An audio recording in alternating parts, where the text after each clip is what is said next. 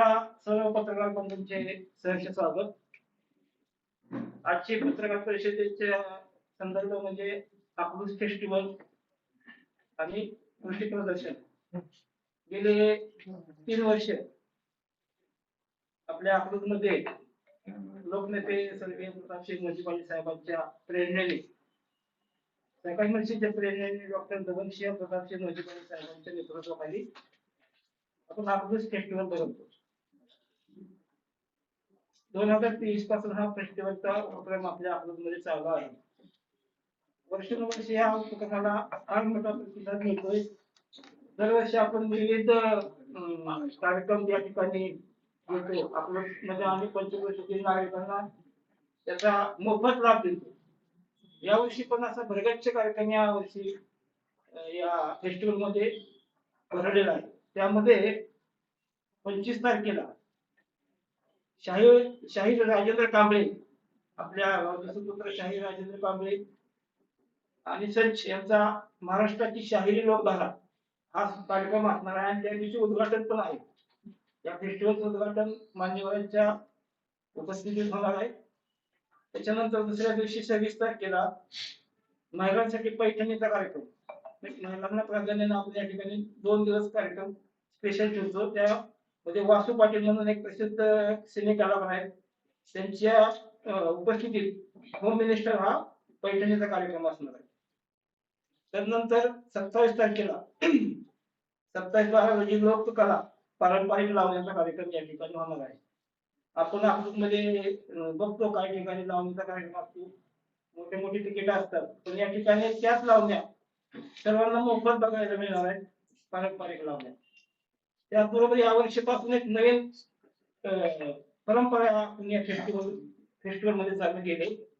त्यामध्ये महाराष्ट्राचा जो मानबिंदू आहे तमाशा, या फेस्टिवल मध्ये आपण तमाशा सुद्धा या वर्षी आपण दाखवला जाणार आहे. त्यामध्ये मंगला बनसोडे आणि नितीन बनसोडे या राष्ट्रपती पारितोषिक विजेत्यांचा हा तमाशा या ठिकाणी होणार आहे. त्याचबरोबर शेवटच्या दिवशी 29 तारखेला रामभाऊ म्हणजे चांदवड चौकडीमधील एक कलाकार आहेत, त्यांचा ते पण एक महिलांसाठी कार्यक्रम घेतात, होम मिनिस्टर टाइप. तो कार्यक्रम त्या दिवशी राहणार आहे. त्यामध्ये महिलांना पैठण्यांची बक्षिसे मिळणार आहे. त्यानंतर 30 तारखेला सर्वात प्रसिद्ध वेब सिरीज आहे चांदवड चौकडीच्या कानामध्ये, या वेब सिरीजची हा लाईव्ह कार्यक्रम या ठिकाणी प्रेक्षकांना मोफत पाहायला मिळणार आहे. पोट धरून हसायला लावणारा हा धमाली विनोदी कार्यक्रम बघण्यासाठी सर्वांनी यावा अशी विनंती आहे. आणि 31/12/2025 रोजी शेवटच्या दिवशी प्रसिद्ध सिने अभिनेत्री धनश्री काडगावकर यांच्या उपस्थितीत आणि अजून काही हिरांचं चाललंय बोलणं, त्याबरोबर सोनेरी चंदेरी हा ऑर्केस्ट्रा, त्या ऑर्केस्ट्रामध्ये सारेगमपा आणि मी होणार सुपरस्टार थेम पार्श्वगायिका देविका दामले, मोहन दामले, स्वराज्य रक्षक संभाजी थेम गायक संदीप उपाळे यांची सह ऑर्केस्ट्राचा कार्यक्रम असणार आहे. आणि रात्री 12 वाजता नवीन वर्षाचं स्वागत, जे काय आपल्या भागातील एक सर्वसामान्य कुटुंब आहे ज्यांना कुठे जाता येत नाही नवीन वर्षाचं स्वागत करायला, त्यांच्यासाठी खास हा नवीन वर्षाचा स्वागताचा कार्यक्रम. आणि त्याच वेळी रात्री 12 वाजता आंतरराष्ट्रीय दर्जाची आतिषबाजी हा कार्यक्रम आयोजित केला आहे. कितवं वर्ष आहे फेस्टिवल? हे 3रं वर्ष आहे. काय उद्देश आहे? उद्देश म्हणजे सर्वसामान्यांची जनसेवा. या फेस्टिवल मध्ये कृषी विज्ञानची सुद्धा आयोजित केलेलं आहे असं ऐकण्यात आहे. त्या संदर्भात काय माहिती? कृषी प्रदर्शन पण यावर्षी आपण, मी पहिल्यांदाच ऐकलं ना कृषी प्रदर्शन आहे. यावर्षीपासून कृषी प्रदर्शन आपल्या भागातील शेतकऱ्यांना नवनवीन काही तंत्रज्ञान उपलब्ध करून देण्यासाठी यावर्षीपासून आपण कृषी प्रदर्शन या ठिकाणी चालू केलेलं आहे. त्याचबरोबर आपण अकलूज फेस्टिवल मध्ये अकलूज मध्ये जे काही मान्यवर आहेत ज्यांनी आपल्या कारकिर्दीत आपल्या गावाचं नाव मोठे केले, त्यांच्या कष्टातून अशा लोकांना आपण अकलूज भूषण हा पुरस्कार देत असतो. गेल्या 2 वर्षापूर्वी आपण डॉक्टर M.K. नामदार सर, शाहीर राजेंद्र कांबळे, मागील वर्षी आपण अभिनेत्री रिंकू राजगुरू आणि वैज्ञानिक मोहन भंडारी म्हणून जे ब्रिटनचे पंतप्रधान आहेत, ज्यांची 15 जणांची वैज्ञानिकांची टीम आहे, त्या टीम मध्ये ते आहेत अकलूजचे. त्यांना आपण या ठिकाणी अकलूज भूषण पुरस्कार दिला. स्टॉल किती असणार? स्टॉल साधारण 200-250 स्टॉल असणार आहेत. तर या वर्षी आपण अकलूज भूषण पुरस्कार आजच्या म्हणजे पत्रकार परिषदेचा मुख्य उद्देश की अकलूज भूषण पुरस्कार जाहीर करायचे होते. तर त्यामध्ये आरोग्य सेवेमध्ये डॉक्टर सुभाष शांतीलाल फडे त्यांना आपण अकलूज भूषण पुरस्कार या ठिकाणी जाहीर करतोय. डॉक्टरची माहिती देऊ का मी थोडीशी? डॉक्टर सुभाष फडे लहानपणापासून खूप हुशार आहेत. त्यांनी समाजासाठी उपयोगी असे काम करायचे होते, त्यामुळे त्यांनी मेडिकलला जायचे ठरवले. पीडीवीपी फर्ग्युसन कॉलेज पुणे ते स्वतःच्या मेरिटवर बीजे मेडिकल कॉलेजला पुणे ते एमबीबीएस व नंतर 74ला MS सर्जन केले. 1975 साली प्रॅक्टिस चालू केली. अकलूजमधील ते पहिले पोस्ट ग्रॅज्युएट डॉक्टर होते आहे.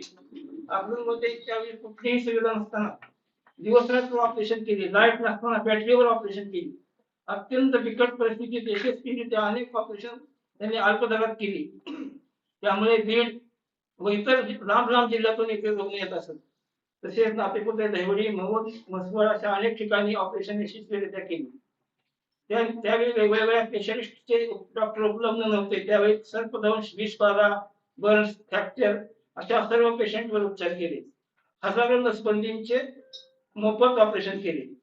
सोनोग्राफी नसताना, सोनोग्राफीची त्या काही सुविधा नसताना त्यांनी अनेक रोगाचे अचूक निदान केले.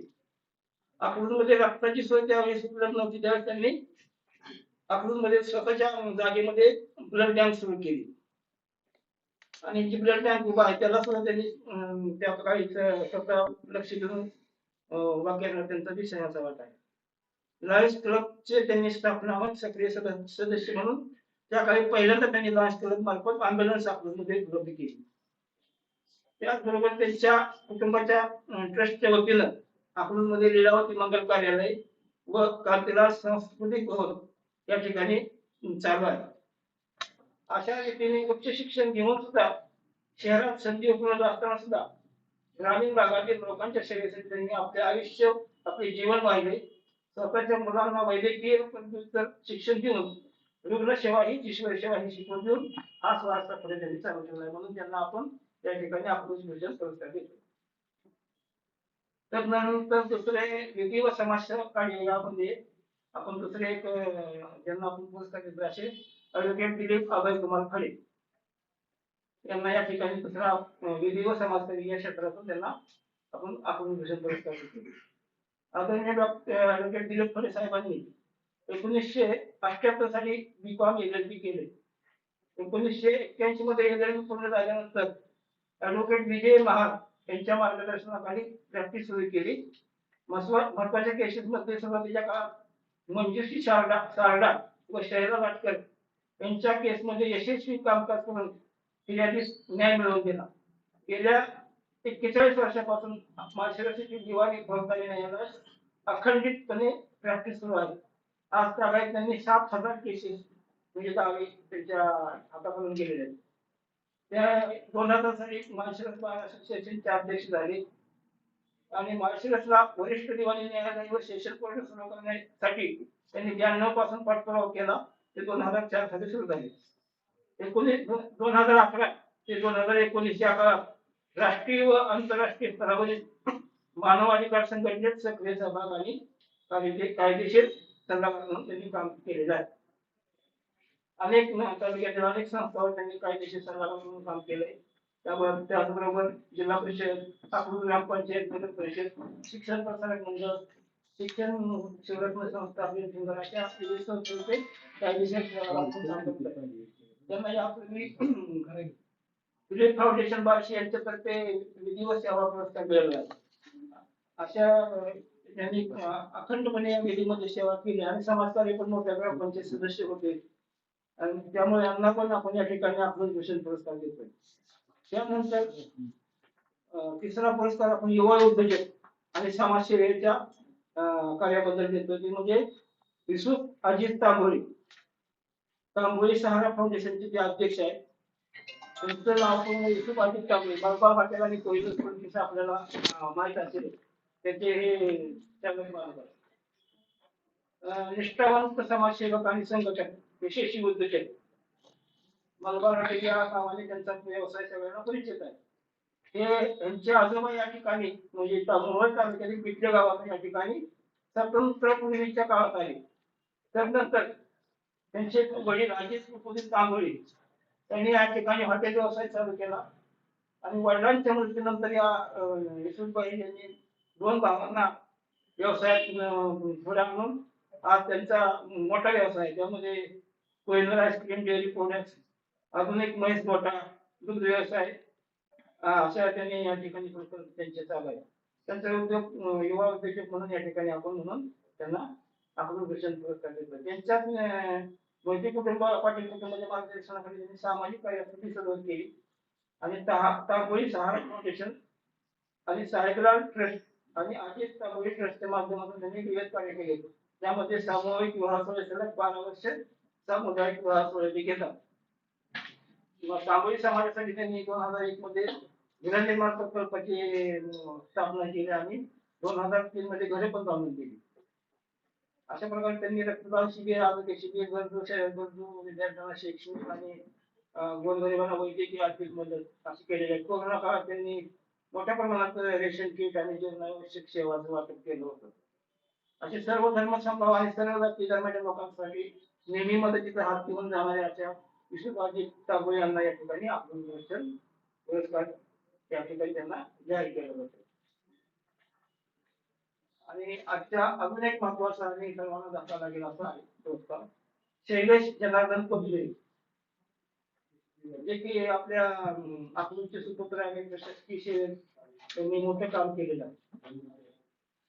त्यांचं शिक्षण आहे BS LLB, नोकरी त्यांची पदवीधर मंत्रालयात लोकसेवा आयोगाच्या स्पर्धा परीक्षेमधून विधी व अधिकारी पदावर नियुक्ती झाली.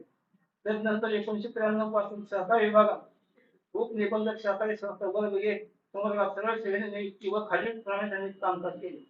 1993-94 मध्ये प्रादेशिक उपसंचालक हातमागू यंत्रमाग उद्योग औरंगाबाद, 94 ते 96 साखर उपसंचालक साखर सहसंचालक साखर औरंगाबाद, 96 ते 99 उपनिबंधक सहकारी संस्था सोलापूर, 99 ते 2000 जिल्हा उपनिबंधक सहकारी संस्था सोलापूर, 2001 ते 2001 विभागीय उपनिबंधक सहकारी संस्था दुग्ध पुणे, 2001 ते 2004 जिल्हा उपनिबंधक सहकारी संस्था पुणे, 2004 ते 2007 उपनिबंधक सहकारी संस्था सहकार आयुक्त कार्यालय पुणे,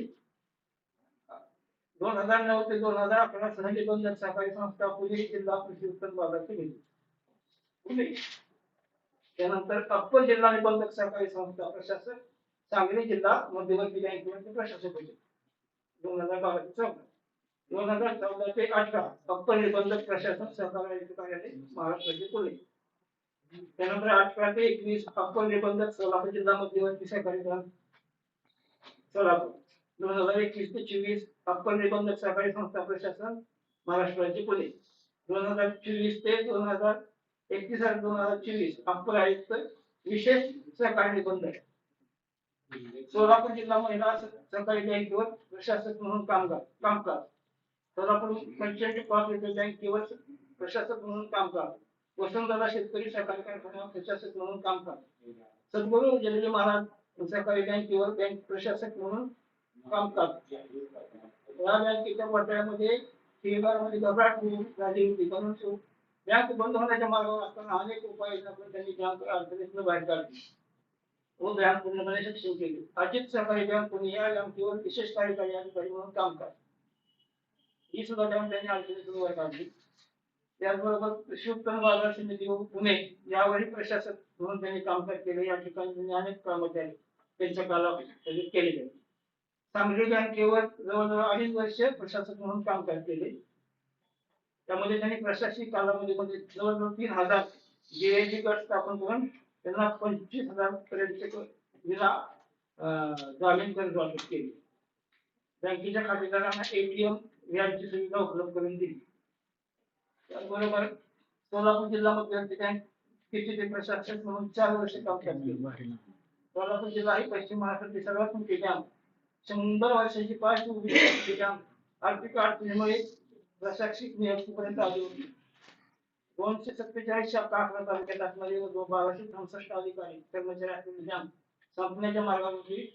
परंतु कारभार घेतल्यानंतर 2013 साली 3476 कोटी फी असलेली फी मध्ये सातत्याने घट होऊन 1858 कोटीपर्यंत बँक आली होती. परंतु त्यांच्या कारकिर्दीत परत बँकेनं महसुली व्यवस्थित नियोजन बिगरशेती वाटप बंद केलं, परत चालू केलं. जो शेड्यूल 125 होता तो जवळजवळ त्यांनी 39% आणला. अशा परिस्थितीमध्ये बँकेच्या ठेवीमध्ये वाढ होण्यासाठी, नॉन फंड बिझनेसमध्ये वाढ होण्यासाठी त्यांनी अनेक प्रकारचे उद्दिष्ट शाखाला दिले आणि ते यशस्वीपणे राबवले. या बँकामध्ये निफ्टी सारख्या सुविधांची त्यांनी निर्माण केल्या. 208 शाखांना नियमित भेटी देऊन बँकेचा व्यवसाय वाढवण्यासाठी त्यांनी अनेक नियोजन केले व मार्गदर्शन व सूचना करून बँका फायद्यात आणल्या. त्याचबरोबर थेट पद्धतीने वाटप करण्याचा त्यांनी निर्णय घेतला. परत थकबाकीची वसुली त्यांनी केली. अशा पद्धतीने त्यांनी सहकार क्षेत्रामध्ये मोठ्या प्रमाणात काम केलेलं आहे. अशा अप्रूपच्या भूषण असलेल्या श्री शैलेश टिपरे यांना या ठिकाणी यावर्षीचा प्रशासकीय सेवेबद्दल अप्रूप पुरस्कार जाहीर करतो. त्या पुरस्कार आम्ही यावर्षी देतो.